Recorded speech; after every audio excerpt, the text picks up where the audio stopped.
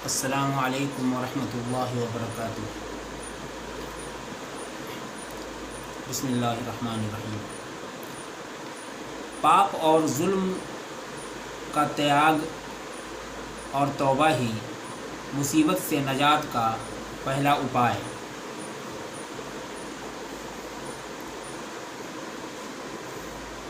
कुरान की आयत अऊज़ु बिल्लाहि मिनश शैतानिर रजीम बिस्मिल्लाहिर्रहमानिर्रहीम। वमा असाबकुम मिन मुसीबतिन फबिमा कसबत अयदीकुम वयअफ़ू अन कसीर। कुरान। मनुष्यों, आदमियों, इंसानों पर जो भी आफतें, मुसीबतें, अज़ाब या परेशानियां आती हैं वह उसके अपने करतूत के फल स्वरूप होती हैं। कुरान पाक में कहा गया है, वमा असाबकुम मिन मुसीबतिन फबिमा कसबत अयदीकुम वयअफ़ू अन कसीर। अर्थात और जो कोई भी आफत व मुसीबत तुमको अपनी पकड़ में लेती है तो वह तुम्हारे अपने ही हाथों की कमाई है। हालांकि वह दयावान तो तुम्हारे बहुत सारे पापों को क्षमा और माफ़ कर देता है।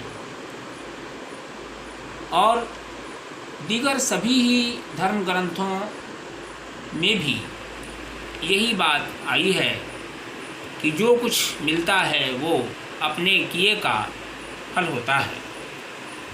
जस करनी तस भरनी, बोया हुआ ही काटा जाता है और उसे काटना ही पड़ता है।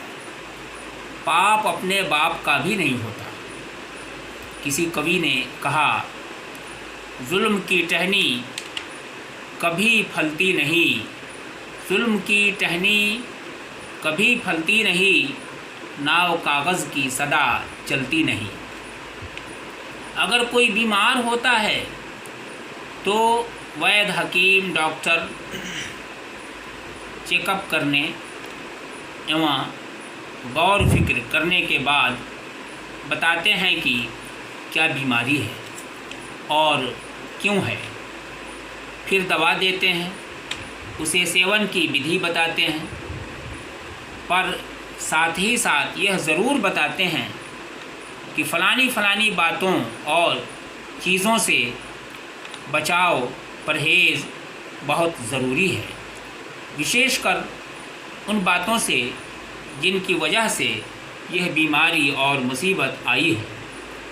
और जब रोगी वैद्य की आज्ञा का पालन करता है तो मालिक की दया से वो निरोग हो जाता है और फिर दोबारा उन हानिकारक बातों से अपने को कोसों दूर रखता है और सेफ्टी, हिफाजत एवं रक्षा और सुरक्षा में सुरक्षित रहता है। यही बुद्धिमानी है।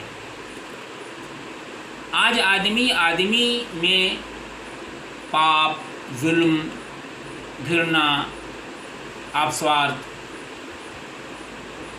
तासुब, सांप्रदायिकता वगैरह घोर बुरे लक्षण कूट कर भर चुके हैं और भरे जा चुके हैं।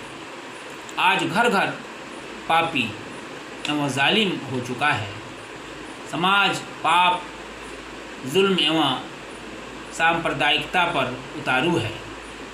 कौमें मानवता, आदमियत, इंसानियत हो बैठी हैं।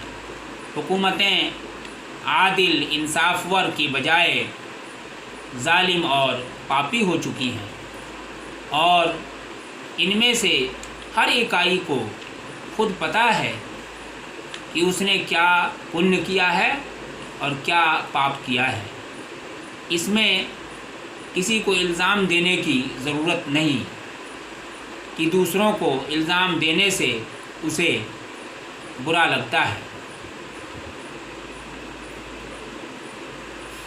इस्लाह और शुद्धि तो जब होती है जब हम में से हर आदमी अपने महान शक्तिशाली मालिक को हाजिर व नाजिर जानकर अपना अपना मुहासबा करे, जायज़ा ले, अपना अपना अध्ययन करें, सब तौबा करें, पाप और जुल्म छोड़ें, अपने अपने हिसाब से अक़ीदा एवं आस्था के अनुसार अल्लाह, खुदा, ईश्वर, गॉड और मालिक को याद करें, उनसे क्षमा मांगें, कुरान पाक, वेदों, गीता, रामायण, तौरात, इंजील, बाइबिल वगैरह से नाता जोड़ें, तिलावत व पाठ करें और दिए गए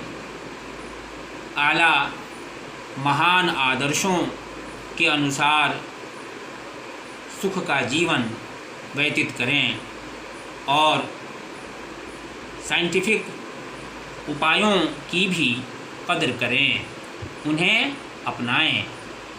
मालिक दया करें। आमीन। अस्सलामु अलैकुम व रहमतुल्लाहि व बरकातुहू।